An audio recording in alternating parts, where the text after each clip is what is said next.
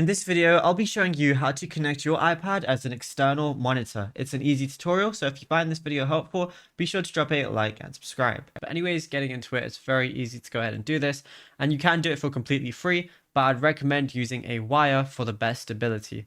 So what you want to do is on your App Store, on your iPad, download Splashtop Wired X Display. And also on your PC, you also got to do the same thing.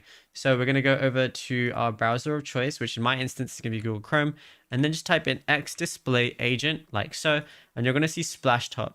Now download it for Windows, or of course if you're on Mac, just download it for Mac if you're on that. Then go ahead and press yes, and it's going to be preparing to install. Now, the main thing for this is you're going to have to basically just ensure that both your iPad and your PC are connected, but we'll get to that in a second.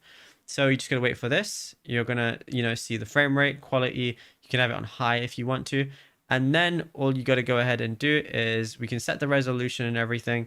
But now on your iPad, make sure you go ahead and open up the application. And then it's just going to ask you to plug your iPad or iPhone to the computer. Okay, so now it's connected, and you know it's connected because if I go to my display settings, these are my 3 normal monitors, but then I see iPad right here as well. If I click identify, it's going to show that as well. And yeah, it's literally as simple as that. And just so you know, this is actually what it looks like. So I have the 4th monitor right here. In my instance, it's the 4th one.